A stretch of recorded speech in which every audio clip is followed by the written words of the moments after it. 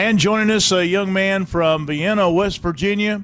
And in his day job, he drives for the TriStar Motorsports, the number 14 Toyota in the NASCAR Xfinity Series. But for the last 5 events, he's been hanging out with us with the NeSmith late models and been doing a very good job. He's top 10 in the point standings. And what have you learned in these 5 races with the NeSmith late model series that's going to help you 6 days from today when you go race at Daytona International Speedway?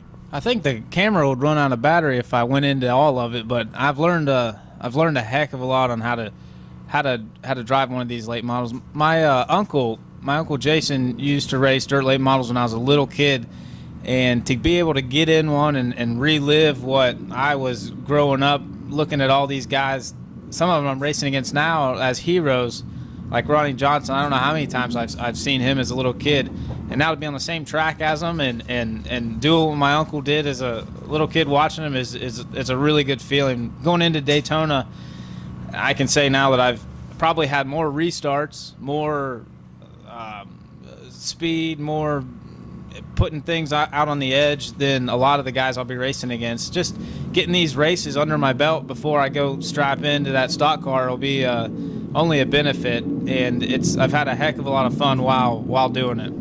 Well, you know, one name that comes to mind about drivers that have come from dirt tracks and gone on to the stock cars on the asphalt with NASCAR is National Dirt Late Model Hall of Famer Jeff Purvis. And he's always told us through the years when he was racing with us that he liked running the dirt cars because it would learn him throttle control that he could take to the asphalt and put that into play.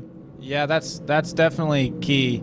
And there's so much more than the throttle control's a big part of it, but when the car's in yaw and you are sliding and learning your distance, how far out your nose sticks and how far or how close can you get to this guy before you guys hit,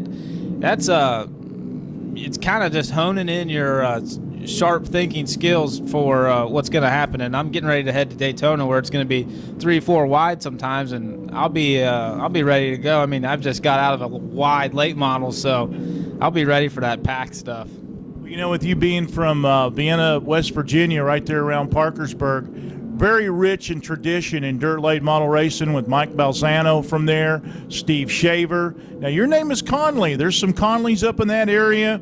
Delmas Conley, Rod Conley, R.J. Conley. You any relation to those guys? I'm not, but I wish I was, because I could say I would have had a lot more late model experience if I was. But, yeah, Mike Balzano and Steve Shaver, growing up, those guys were my idols. I mean, this didn't get better than that. Like I said, my Uncle Jason raced against them when I was a young kid, and I wish I had $1 for every time I got both their autographs. So I've been texting with Steve Shafer back and forth, kind of updating him on how I've been progressing, especially when I first started, sending him pictures of the cars, saying, check this out, now it's my turn, you know. But I've had a great time. This is a great series. I was really impressed with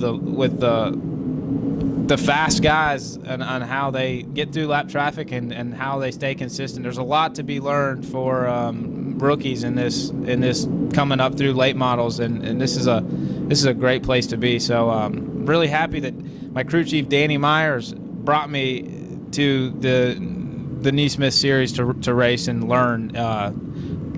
We made every race. I don't know how we did it. I logged a lot of laps, and I want to thank Jeremy Britton, car owner, and Danny Myers, crew chief, for letting us get down here and race. Well, we're sending you down the road, about 3 hours down the road to Daytona International Speedway. Now, you've won one of these Xfinity races, so you already got that first win under your belt. Now, you go down there to Daytona and win that one. Don't forget about us. Come back and see us.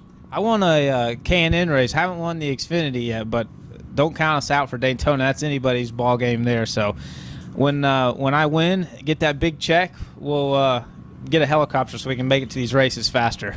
I hear that, and we look forward to having you, and we've enjoyed having you here in the first 5 races of the 2015 season, and best of luck to you down at Daytona. Thank you very much.